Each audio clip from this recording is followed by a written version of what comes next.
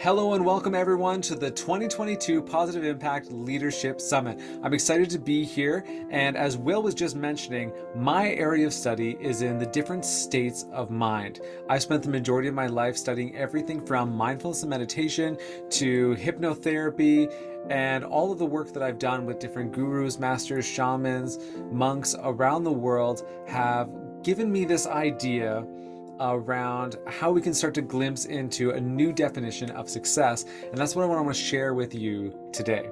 So like most of you, when I was 17 years old, I remember getting all of the questions being asked of me as far as, what are you going to do with the rest of your life? How are you going to afford to live away from home? What does it mean to be an adult? All these scary, scary questions. And when I was in that position, I didn't have the answer. So I took a stack of application books for different colleges and universities. I placed it on my dad's desk and I said, I don't know, you just choose for me. Now my dad had a background in construction and he thought an architect would be great to have in the family. So I went to school for architecture, I graduated, I got a job working at an architectural firm. And before you know it, I was fighting hard to make my way up this corporate ladder. But it's really interesting because you never know what's at the top. We don't know. We're not told what's at the top of this ladder. We're just told that we should try to make our way to the top, get a view maybe. I don't know what's really up there. And so I tried to find out. I fought and fought and fought, and 40-hour work weeks turned into 50, which turned into 60, which turned into 70. Eventually, over 80 hours a week I was working, sleeping on the boardroom floor, just trying to do everything I could until inevitably I started experiencing a little bit of burnout there. And I kind of felt lost. I didn't really know what I should do from that position. And I started asking myself the question, kind of like what Colin was talking about, what's my passion? What's my definition of success? What is the definition of success? So I did what any of us would do when we're faced with a deep philosophical question, and that is asking Google. I hopped on a computer and I looked up the definition of success. It turns out that it comes from the Latin word successus, which originally meant the accomplishment of an aim or a goal. So this would mean if your aim or goal was to, say, spend the day in the garden or relax in bed all day, if you did that, you could end the day feeling rather accomplished and good about yourself. But as time went on, the definition of success kind of evolved. In the late 1900s, we started seeing things getting added, such as the attainment of wealth, power, position, popularity. And this really starts to kind of confuse us. Like, where does that leave the quiet introvert? And it begs a lot more questions. And that's what it did for me anyway. So after Google kind of let me down a little bit, I decided to do something rather radical. I sold all of my possessions and I decided to go backpacking around the world. So the first place I was Hawaii. I just needed a little bit of a break. So I went to Hawaii, and these are all pictures, by the way, from my travels. And I met some surfer dudes there. And there were like shops on the beach that had their hours based on the tides so that they weren't missing like peak surfing time and everything. And they're like, dude, the definition of success is freedom, man. Like the ability to catch a wave and ride that wave, like amazing. So I was like, okay, freedom. But what does that really mean? How do you translate that into real life? Well, the freedom of choice. To recognize that no matter what in life you're doing, you always have a choice. And sometimes our choices seem limited. We have factors to take into consideration, families to provide for, all of this, bills to pay, but you do always have a choice, even if those choices have consequences. So freedom was this first idea, and I felt that because now I was on this journey, I'm traveling around the world, and I could feel that. But again, definitely not the whole picture. And then I started wanting to look inwards. I started recognizing that, okay, well, maybe the answer to success isn't out there. Maybe it's in here. I started meditating. I started a mindfulness practice. I was meditating for up to 8 hours a day.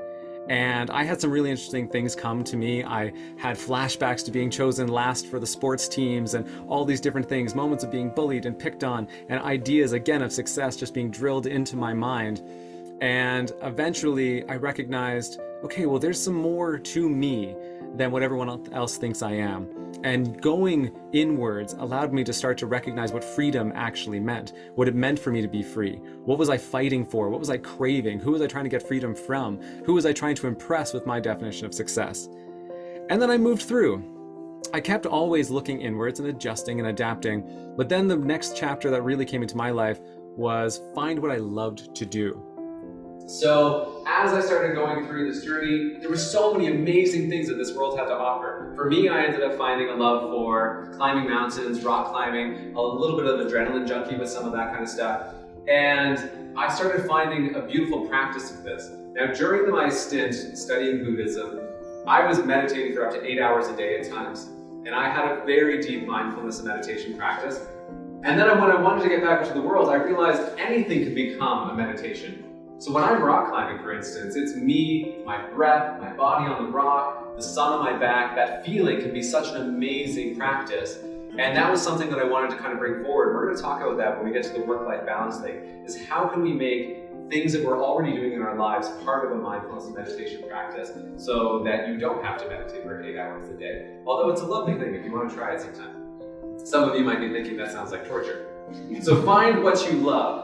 And we're going to also look at finding a balance of how we can bring what we love into our workplace. But even if it's just a hobby for you, even if it's just a way for you to rest and restore and to metabolize some of the stress hormones that we build on a regular basis, finding what you love, going inwards to know, is it actually something that I love or is it something that I'm expected to love, is a very valuable practice. And then after I started looking inwards and I found out a lot more about myself, I started looking outwards a little bit more. I started looking at community. As I was traveling through different parts of the world, I remember one thing really stuck out with me. When I was in Northern Arnhem Land with some of the Australian Indigenous people there, I found out that the particular peoples that I was living with, they didn't have a word in their language for aunt, uncle, or cousin. And I remember one day I was talking to someone about this didgeridoo, and he's like, "Oh yeah, my dad made that didgeridoo." He's like, "Oh, that's incredible." He's like, "Yeah, and my other dad made this one over here. And my mom made this one, and my other mom made this basket." I was like, whoa, something's going on here. You need to explain a little bit more about that. And in their language and in their community, the way that they built that is that all of your cousins are your brothers and sisters. All of your aunts and uncles are your moms and your dads. And the community worked so closely together to just all watch out for each other, to have that same love and compassion that you would for your own children with such a wide variety of people that you invite into your life. And it was really amazing to start to see the way that that trickles through, because when we see each other as just being extensions of ourselves, when we start to see ourselves in other people, we recognize no matter where in the world you are, we have the same basic needs as human beings. We all want to be loved. We all want to feel accepted. We all want to be seen. Even if that seems terrifying to us at times, to truly be seen for who we are, deep down it's something we crave, and we crave even more that if people do see who we truly are, that they accept us for that as well. So when we think about all the conflicts that we get in, the conflicts inwards, those inner conflicts that we're fighting, also those conflicts that we get in outside of ourselves with other people, only a small fraction of that conflict actually has to do with what's happening right there in that moment. So much of that goes back to that looking inwards. We've all been through hard times. I may not know any of the other panelists here, but I know they probably had to go through anxiety when they went for their first job interview. They probably had to face the hurt of their first breakup and, you know, the pressure of that first day of work, all of these things. And when we can remember that we all are just so similar, so much more similar than we are different, then we can start to build compassion and empathy. And that's going to help us all find a little bit more of that success. And then towards the end of my journey, I started seeing a lot more of this. At first, instead of see the beauty, I thought that the formula required us to find the beauty. And I thought about that a little bit. Well, human beings are actually quite good at finding the beauty initially. When we're kids, that first time that we actually pick a dandelion and look at it and see that brightness and that yellow, we think this is the most beautiful thing in the world. We grab those dandelions, we grab as many as we can, we're handing them to our mom, we're handing them to our aunts, our uncles, our friends, and they're so incredible to us. Everything's so incredible. The first sunset, the first sunrise, first time you taste ice cream, all of that is so amazing.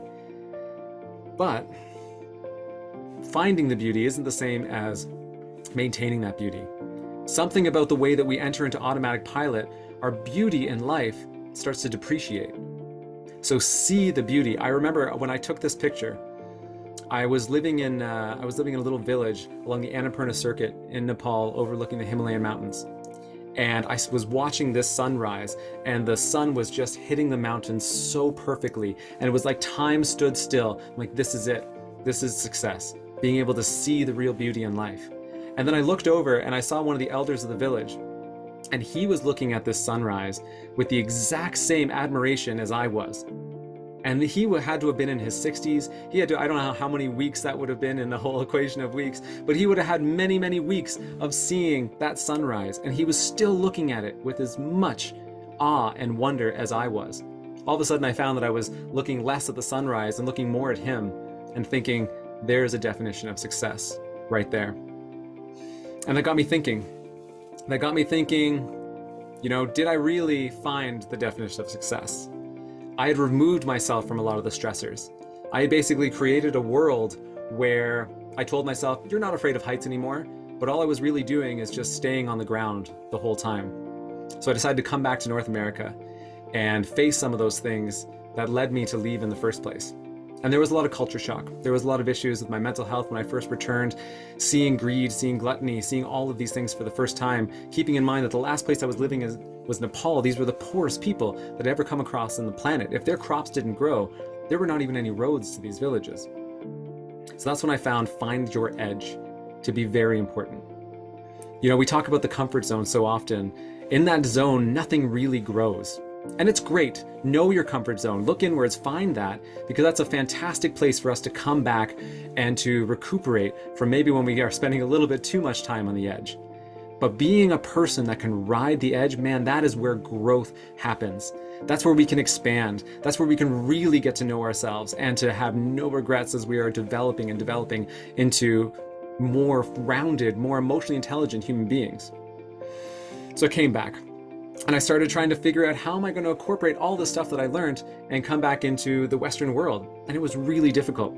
I had all this great knowledge and I had all these amazing experiences, but I couldn't feed myself. I had no money. I didn't know what I was going to do. And I was like, okay. So in this society, maybe success does need to have something to do with how I'm going to sustain myself. And someone put me onto a concept. And this is the last point that I want to share with you. Someone put me onto the concept of ikigai. Now, ikigai is a Japanese word. I didn't know what it was at first. Someone was like, have you ever heard of this? I'm like, no, but it sounds like my kind of thing. So I looked into it a little bit. And ikigai is this beautiful balance. It's like a 4-quadrant Venn diagram. And it talks about finding what you love. Now, that was already something that was very important for me. We talked about that earlier. Finding that thing that you love. And also finding that thing that you're good at, because you may love to sing, but you might not be so great at singing. Okay, so we start to find, what am I good at? What do I love? Where's that balance in between there? And that builds passion. Colin earlier talked about passion. That can help us find that. And then there's some other big points here that I hadn't considered on my journey. What does the world need?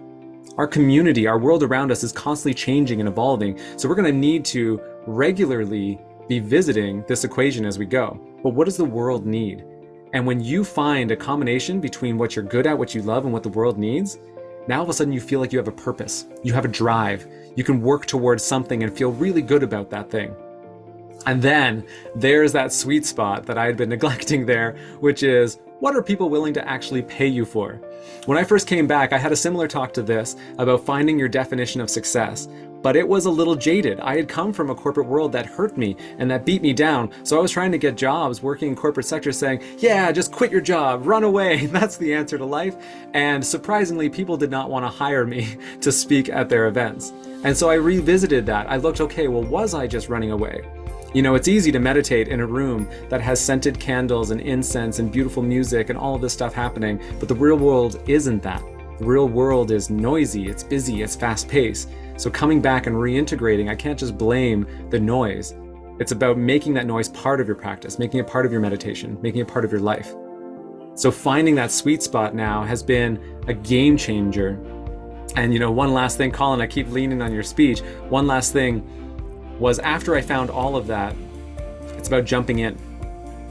We talked about being on that edge of transition, of growth, turning the page into the next chapter. Now, all of you are here, so you know what this feels like.